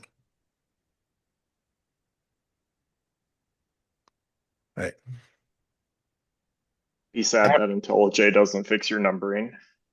Not IntelliJ, Windsurf, but also Yeah. it does. So I gotcha. Notice like that autocomplete is doing that, but also let's say that I wanted this as like A. Nice. Like autocomplete in Windsurf is amazing, and it genuinely makes me dissatisfied with every other program I'm using. Ooh, interesting. Right? I mean, like, yeah. It's very good at autocomplete. And then number 2, implement once risks or once API risks have been flushed out, move to implementing features. And what is that there? Like that is sort of what we've been doing, right? Like we started by saying, here's what we want. Then we're like, okay, well, we need a website. Let's get something that shows us that the website is working. Okay, we need something that shows us the Aurora events. Let's get something that shows we can do that. The very next thing that we would do is let's get something that shows that we can build a Google Calendar, right? Because we don't know what challenges are involved in that. And once we have those, then we can start putting everything together and wiring together. I can even go here and say, please read this. And I'm going to commit this before we do. So work in progress, can query events. Please read this and make suggestions based on this conversation.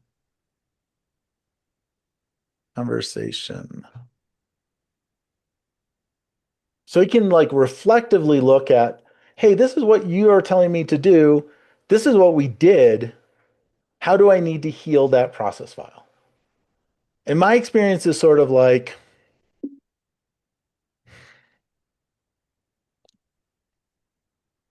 fix the doc. My experience is sort of like I need to do this 4 or 5 times, and then I don't really need to do it anymore. The process file just sort of worked. So when you asked like how intentional is that, right? Yeah. So here, that's fine. Oh, notice our character now changed because it read the file. Yeah,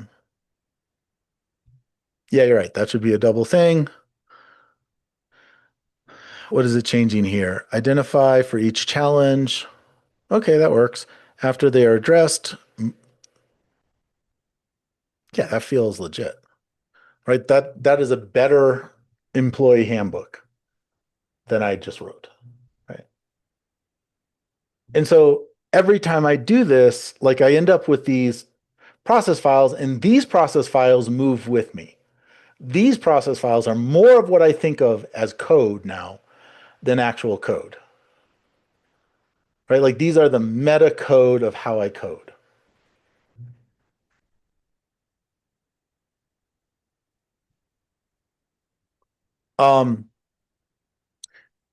examples. So we've seen it use examples just a very little bit.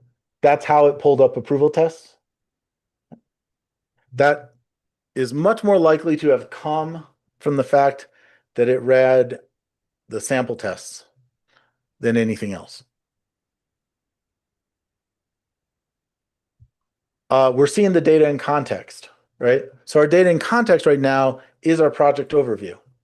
One of the interesting things about this is I would never, ever in a million years have written this document for humans.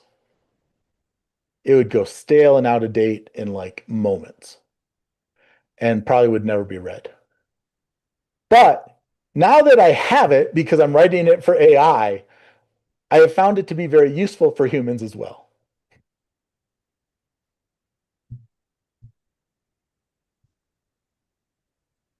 And human in the loop. So Brian, you also mentioned it's interesting where I'm involved and where I'm just letting AI go. Yeah, it's really interesting to me where you're choosing to intervene and where you're letting it go. Yeah. And like really interesting. To me, the secret of this working well is that interaction. And also, I can't tell you why I'm doing the things. I can just say, like, as you start doing it, you will start to build better intuition. If things are going off the track, more human in the loop. And if things are not, less. And one of the I mentioned that, like, I feel very behind in this right now because I've taken the summer off. One of the things I've seen over and over is people who are pushing this are turning off the guard of I need to approve the terminal commands you're going to run. And they are more and more just saying, okay, run whatever you need to. They're Which also is all crazy. doing it with Claude. Which might be important. Which might be important. Some people really, really like Claude. No. So there's competitions, and some models compete against each other how they do things. So I regularly see some things there, like doing around minus RF to your root directory and stuff like that. So the worst thing that Claude did in like months and months of me trying to do crazy stuff with it in parallel is trying to kill its own process, and I had to explain to it that it's also Claude, and it will murder itself if it finds all Claudes and kills them. Yeah. So that's also interesting.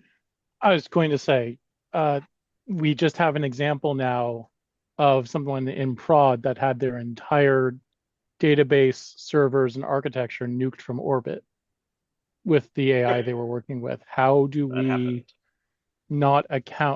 account for those vulnerabilities of AI itself running into a freeze where it takes an action that we had not provided guidance on?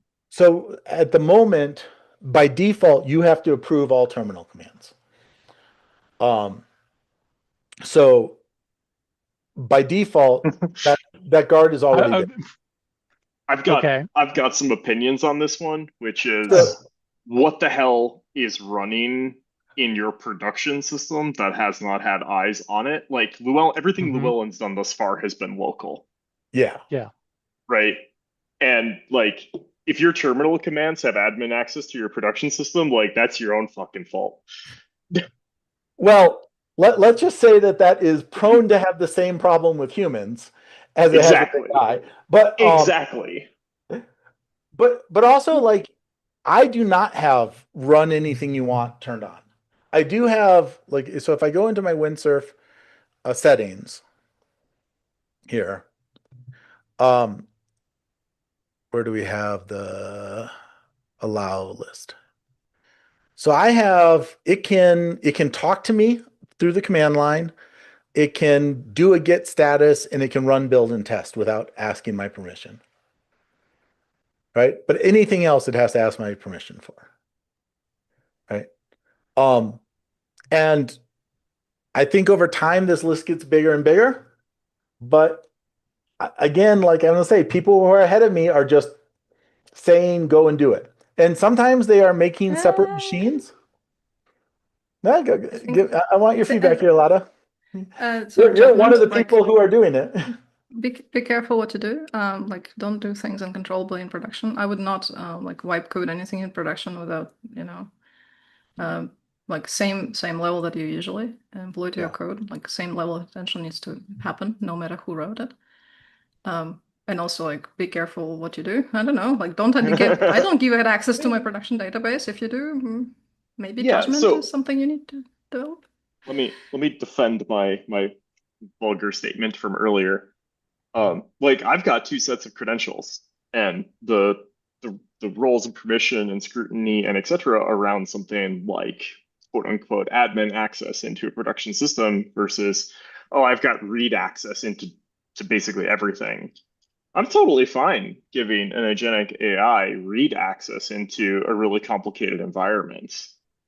Giving it write access as an admin, like absolutely not. Get real. No. Mm-hmm. But even read access, I would be hesitant. Like it depends on what it does with that information. So, and admittedly, but I agree. I'm in a really highly regulated environment, and that read access precludes things like you can't get into secrets, you can't get into whatever. Like those permissions are well defined and highly reviewed. Admittedly, I'm in a highly regulated environment at the moment. So, but like, I absolutely use this stuff and be like, hey, you can have these credentials, but under no circumstances am I connected to something like an admin terminal access with an AI running. Like, I just don't do that.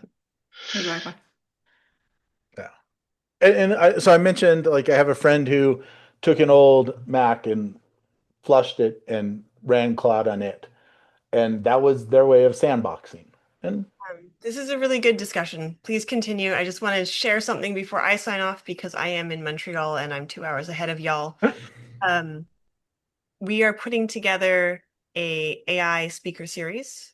It will be starting sometime in August and going through to October with one very cool speaker per week about realistic and pragmatic ways to use AI as a developer in production. So if anybody's interested in that, keep your eyes out for it. Speakers include Llewellyn and Lada. Yes. Okay, so a couple quick things here on Human in the Loop.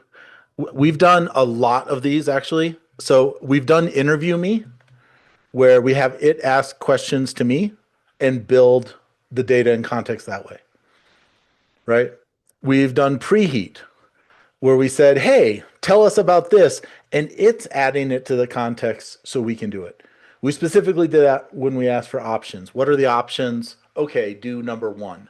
So our prompt is now just number one, and number one has all the stuff from it preheating that conversation. And we've done build a doc. We haven't had it build us a diagram. We have had it build us a checklist. We have had it build us a unit test. Right? And then use that unit test as data to build the production code. Yeah. So it creates text files, it can read files, it creates file edits, it can run terminal commands. This is also no longer complete. It can also now run something called MPs or MCPs. We will talk about that at a later date, but just know that it's getting smarter and more powerful. Can you just tell me what that acronym stands for? So, model control protocol. Context protocol. Model the way context to think protocol. of MCPs is cool. Thank you.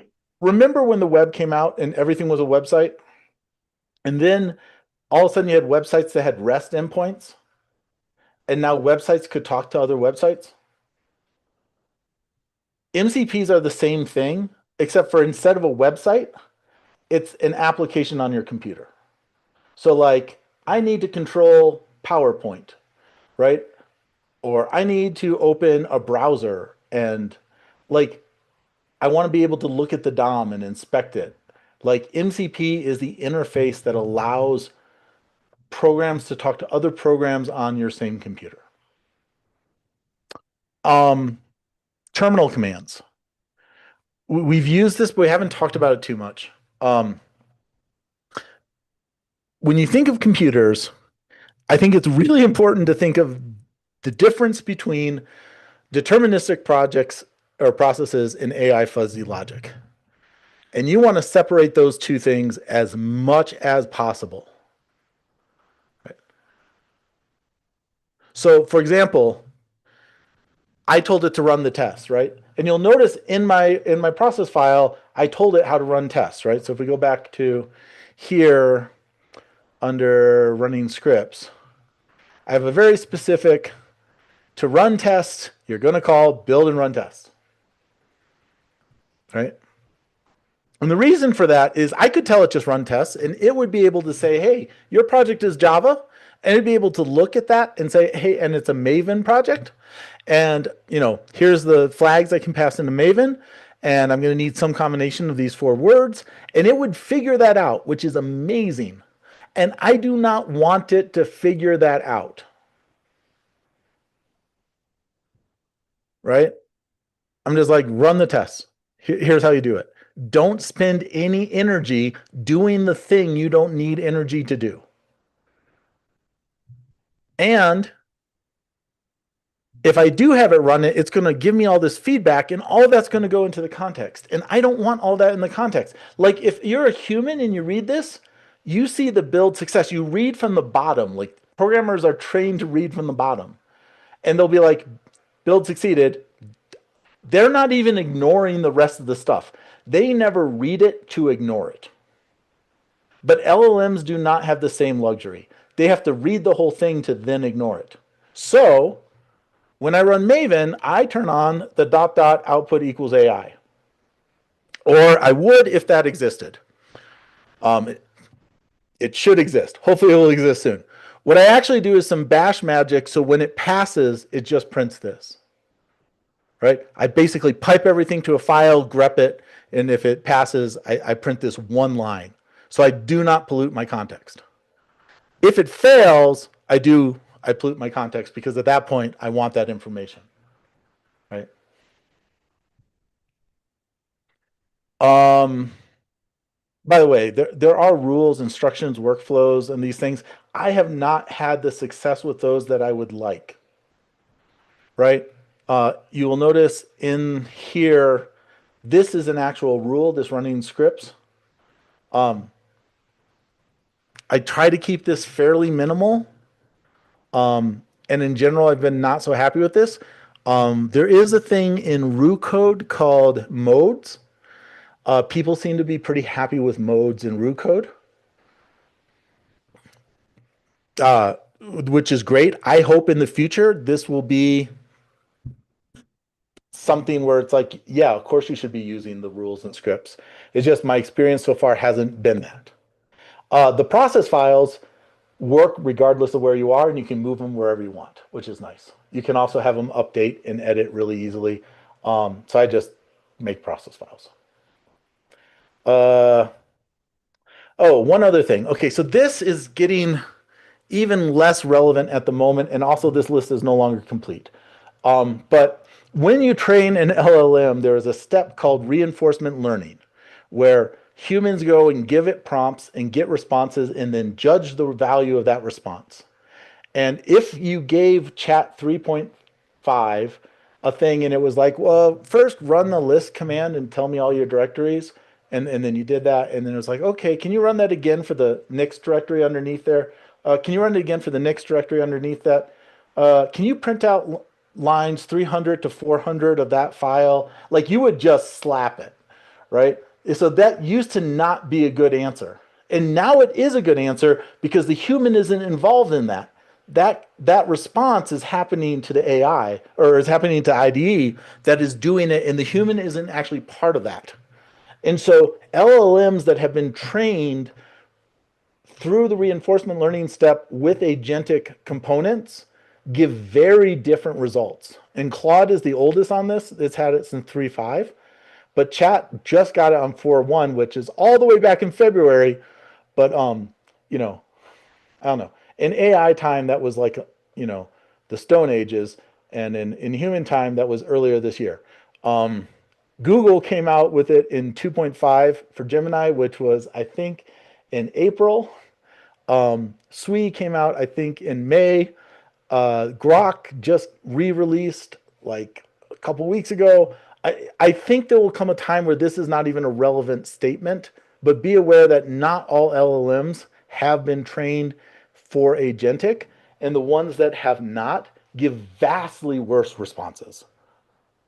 Vastly worse. We've talked about this. I think that's probably a good place to stop. Do people have questions?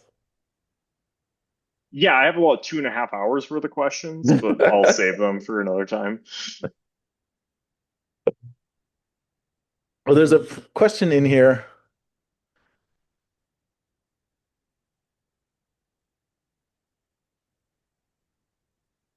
Right. So yeah, right. So if we go back here into Windsurf, just reading through the comments. So I have this build and test script, which is really helpful for my AI, but yeah, it's also really helpful for my humans. Like, it's really helpful to have a build and test script. If we had it run the thing to pull up the server, but if I was to do that a second time, the thing I would have it do is build me a launch server script, and when I did that, I would have it read my bash script file, right? Because the differences here are profound. If I tell it to read this and then create me a bash script, I get a really nice clean bash script. And if I just tell it to write me a bash script, I get like 50 lines of lots of comments and checks, and it's very robust, but it's unreadable, and like it's just a disaster. Thank you for line 6 on the current markdown file. For anyone, right. as somebody who ran into that in somebody else's code repository recently, and they had broken tests for the last 2.5 years. And just not knowing, yeah. Very important line. Llewellyn, there is another question from Richard. He's left already, but his question is, how are the requirement features document and the code intention kept in sync throughout the process? So I don't think they are, is the short answer. Although Windsurf will notice if I edit a document, and it will put it into the prompt. So it will say, hey, the user edited the document since they last talked to you, right? So there is something that is keeping it in the prompt, but it doesn't say what the edits are. I think it has to now ask for it. I don't know is the answer. But again, because I can drop context so frequently and easily, I only drop context like 3 times here, which is not a lot for my normal. Like normally, I am dropping context a lot and just starting a new chat. And so I'm just always saying like, hey, read this file again and continue. I didn't do it here because it didn't go off the rails. And maybe that's because things I don't know why it's like that. Like every day is different. And you can get pretty far with markdown files. What I noticed is like if you just let it just update stuff in markdown files, you'll get crazy very quickly. So what you do instead is you tell it, basically be super succinct in your markdown files, as succinct as possible. Then it's actually both good for you as a human to understand. You can actually parse it and understand, and for it. But overall, I think the problem is like the hardest one out there, because it's hard right now, right? If you think about documentation, like that gets outdated immediately as it's written, right? With AI, you just have it worse because like you have something else that doesn't have the whole picture because it doesn't fit in its brain. Change things rapidly, like it's really hard. That's a very interesting problem, but I don't think anybody is solving it now. Well, and that's also why I really like this line of be concise and keep details minimal. Like I think that helps it to do it. I also find that when I have it change process files, like that time I think I just told it to improve it. But a lot of times I will say, please read the process file and improve and simplify it. Right? Because if I don't add the and simplify, the process file just keeps getting bigger and bigger. Also worth noting here is a process file that's more than like 100 lines is broken, right? Like you need to, at the very least, split that up into different process files. Like that's just too much, right? Can I pick up this one a little bit? So one of the things that's been recurring through my head, and Llewellyn, you and I have briefly talked about some of this concept before, and it's a thing that I see particularly with more junior developers using AI to write code that I end up reviewing, is the code generated by these LLMs tends to be relatively poor at system level thinking, problem decomposition, and etc. And I think what you're going for with a process file of 100 plus lines is there's a problem decomposition there that the LLMs aren't good at. So I'm going to do it instead. Is that where you're Yeah, going, or is there I mean, something else that's going part on? of it. There's also the very real problem of effective context. And if there's too many things it's trying to Fair. keep in its head at once, like it fails. Um, I consider Also, those the same problem. And if you yeah, don't, I want to know more. I agree. I think they're like the same coin at the very least. Um, Fair. and then the other thing I would say is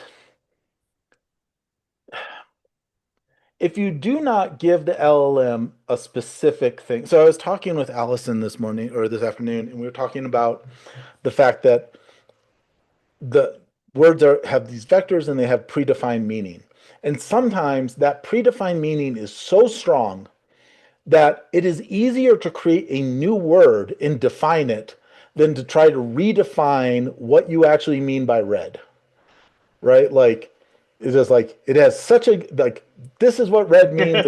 Like you're like okay, so let's talk about movie and movie means this, and like then you can define the specific thing that you want. And if you do not give it guidance on how to write code, it's going to write code the way it's seen the most code written, which is crap. And so I usually don't try to fight that at the creation level. Although I do, like if we were to look at my creating test process, I have it actually start by giving me here's the test names in English, here's the test steps for each one in English, and then write the code. Because that allows me to like intercede and say, like, hey, you're going off the rails. So Um, this is like your test-driven development like loop. Process. Yeah, This is that's the my loop loop. that you used prior to Agentic AI, prior to the AI, etc. Yes. Okay. And now I'm just codifying me, basically. Yeah. Um, but what I have in here is a refactoring process. And in the refactoring process, it basically says run the test, do a refactoring, run the test, make a commit, repeat. And then here's my code style. And so if you create a refactoring process file, you can take it to the code that's being generated and have it refactor into code that you like. It is actually quite good at creating code that you will like. You just need to, those are not the default settings, right? Right. You need to So override those default settings.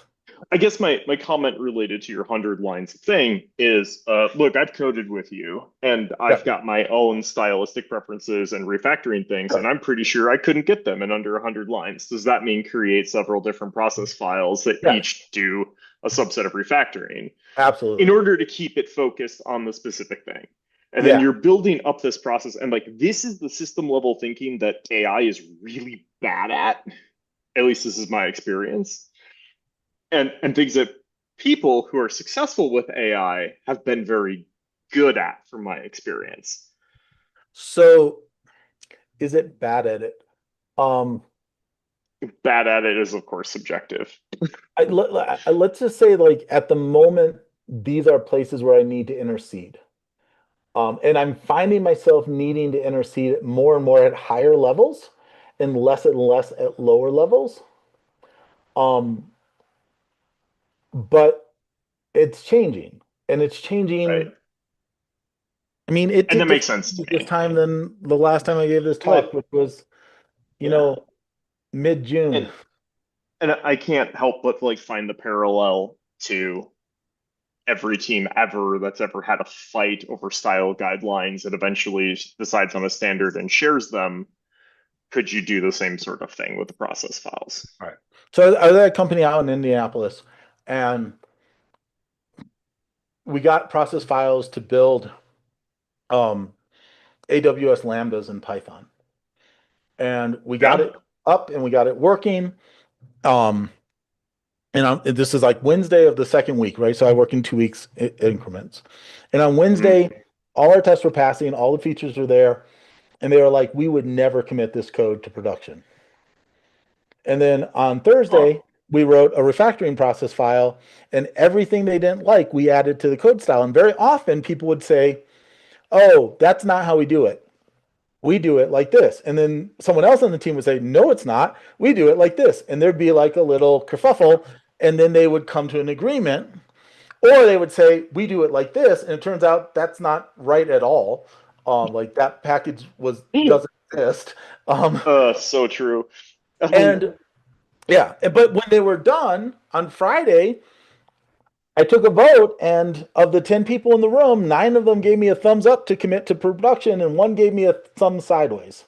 So like we went from we will never commit this to, oh yeah, this is the quality of code we want. And we had a document that said what that means. What does the quality of code we want mean? And that is very useful for AI, but it was also very useful for the team because it did not start as a document that was just agreed on. Like, right. Yeah. Yeah. There's a lot of parallels there, except obviously this is a little modern, and that's a 15-year-old problem that is still fought for some reason. Absolutely. Agreed with both of those statements. And this is what I mean by like, I would never write these files for humans, but I really appreciate having them now that AI is reading them. Okay, I can ask questions for literally forever. So please, somebody else ask some. I have a question, Llewellyn. I'm curious about on your coaching engagements, how often you're using coding agents with teams? So the answer is often. There's 2 pieces of that answer, I would say. One is I am getting a lot more requests to come in and coach specifically for AI. Like, hey, we know this is a thing we need to be paying attention to, and we haven't yet, or we have people who are very curmudgeonly about it. Most of the time, just using it takes away that curmudgeonliness because they're like, holy crap, this is amazing.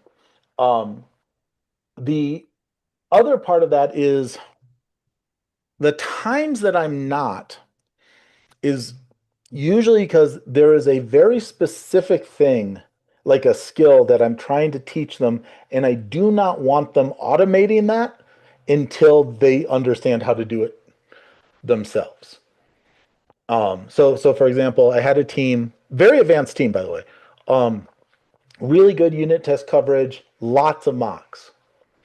And I knew the mocks were hurting them, and I wanted to show them how to cut code so they didn't have, like we took one test from 83 lines to 1, right? By just cutting the code so we could test the thing instead of having to write 82 unnecessary lines to mock it so we could get to the 1 line we wanted to test. So I needed to teach them that before I have them automate things.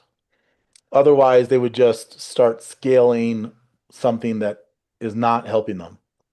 I'm also deeply fascinated about your intuition as a coach there, but that might be a deeper topic. I mean, that is a different question, but like I will just tell you, like we went through the lean coffee, and I gathered all the topics we could talk about, and then we did not discuss a single one. I was like, okay, I know what we need to do. Like it was just, there were multiple things where like, oh, your mocks are hurting you, this is so not helpful, but like it just seemed very obvious. It feels very obvious to you. I'm trying to like track down the like. Okay, so I've got this like set of experiences around other people using LLMs and me code reviewing. And what I find super fascinating is the people who were already good got way better with LLMs. Yes. And the people who generally lacked things like problem decomposition, systems, etc., they got worse. And That's so interesting. I'm trying to like analyze that. And this is purely a personal nonsense, whatever thing, but like I have approval permissions at a highly regulated thing, and the company takes that incredibly seriously. And so I'm looking at these things in this way and providing feedback like that. And like I look at Llewellyn, I'm like, I've got history with Llewellyn. Llewellyn is an incredibly talented developer. And there's a lot of subtlety in the things you did today that I do not see, or I see missing in a lot of people trying to use LLMs. And so I'm trying to be like, hey, is there something I can do to guide them more towards better success? Or I mean, like, what else can I do? my answer is going to be the same answer I always give you, which is like pair and mob with them. That is the way. Oh, I know it, dude. That is the way you do this. But I know. I do think AI accelerates people, and I think it also removes barriers. So like here, you know, there were technologies here that I'm not really familiar with, and it didn't matter. Yeah. Like we're able to jump past them. And but acceleration that acceleration is not, yeah. Well, it's going to take, are you sloppy? Let me accelerate your sloppiness. Exactly. Exactly. Yeah. Mm-hmm. Yeah. So you go ahead.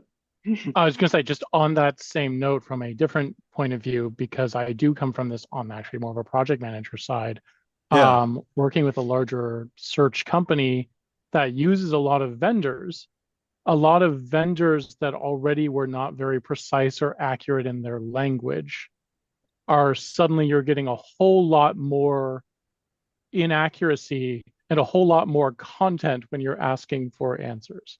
Okay, so here's the thing that I think needs to start existing a lot, which is process files by the vendors for the thing. Like there's this concept of an Agentic file on your repo.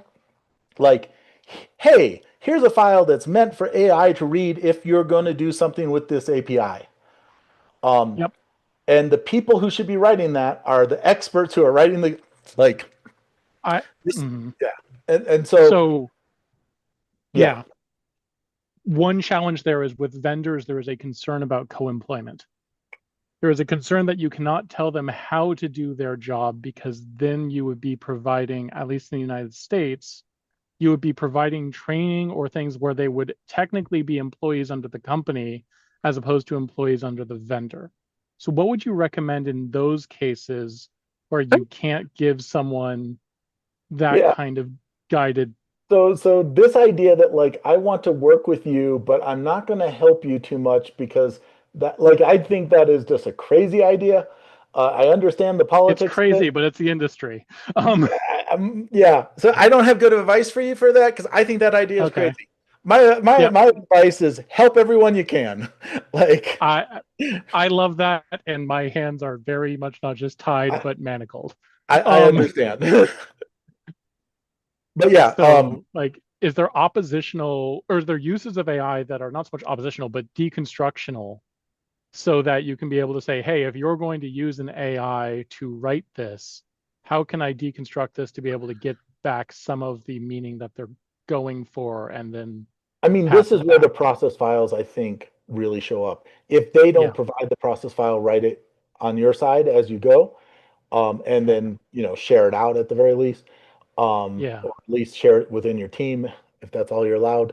But that is that is where I feel like the process files that I'm writing right now are like programmers who, like, if you talk to old programmers and they talk about like, oh, here's how you optimize a sort, right? Like, in the future, we won't be writing these because these are the things that are going to be built on to write more interesting things, right? And so like APIs will just come with process files, and you won't write your own. You'll be like, oh, I need to upgrade from this to this, or I need to change from this language to this language, and it'll go find the process file that one of us wrote back in like 19 or 2026, and they'll be like, like that's not how you program anymore. That's how like we're building on top of that stuff. But right now, this stuff doesn't exist. So right now, it needs to be written, and like we are the people to do that. Yeah.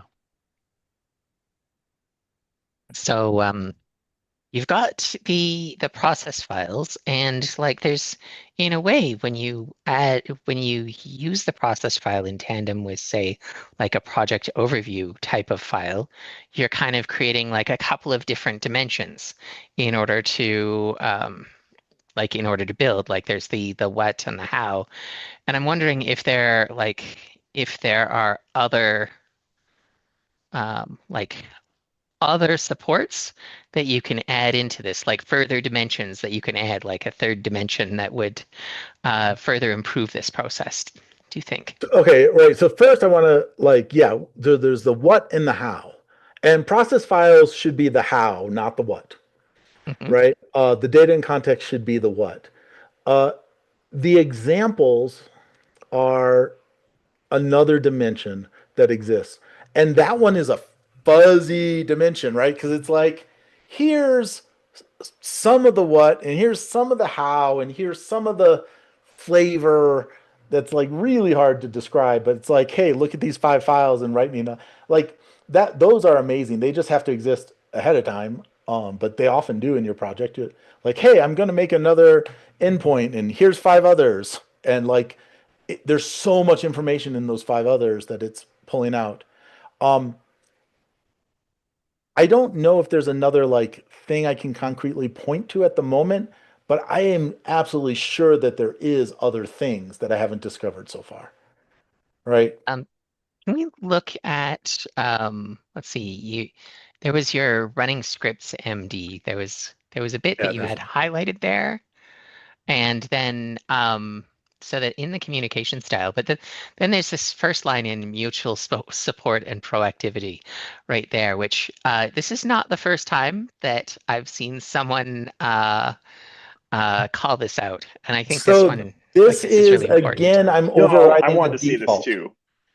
Right? Like the default is it is trained on make people happy. So the default is make people happy.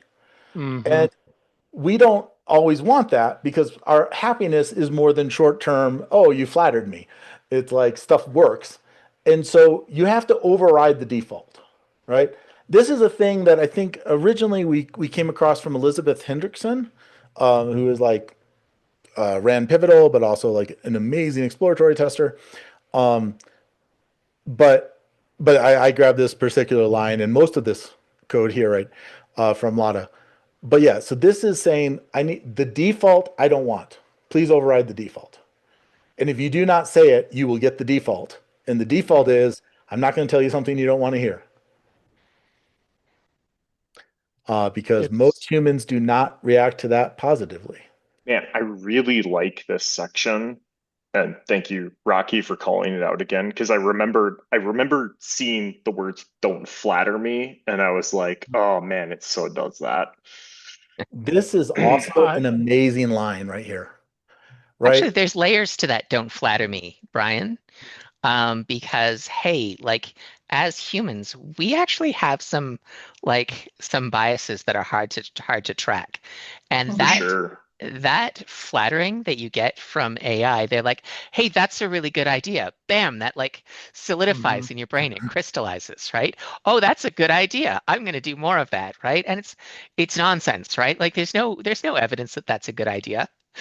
Yeah. I totally noticed, by the way, the Oh. difference.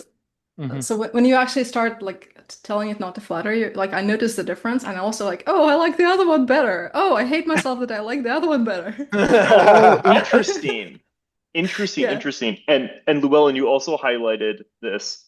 When you show me a potential error or miss, please start the response with a bang, which is a thing. I can't help but think about this like this situation. Like, I was at like some open space at some conference where somebody blew my mind and told me that the warning boxes and the error boxes, like our brains have been conditioned to ignore them because they fire the same receptors as adverts. Yep. And so your brain unconsciously just skips over them, thinking they're quote unquote ads, even though they're literally what the documentation intends to be the most important thing. So And this that is was super cart and interesting. horse, right? Because they were warnings because they got your attention. So ads used them because they got your attention, which then Yes. trained us not to pay attention to them. And so now in your process file, you are literally giving it a new marker to Yeah. try to warn you about exactly that situation. And again, this is a reduction from Lattes, and Lattes actually has a whole section on using the say command in right, because you can run commands. Yeah. So like Say in like say, Linux. Yeah, it talks back to me in voice. It's nice. Rain is awesome. so it can interrupt in yet another way to grab my attention if I give it the ability to say stuff. Yeah. So if you give it the ability to say stuff, you could be like, da da da da da da. If you have noticed Yeah. I'm doing these things, please interrupt. Say, hey, Yeah. you're doing this thing that I warned you about. Yeah, the way Restrict it's the warning. phrased there is sort of like if it's don't do this in general, but if it's worth the latency.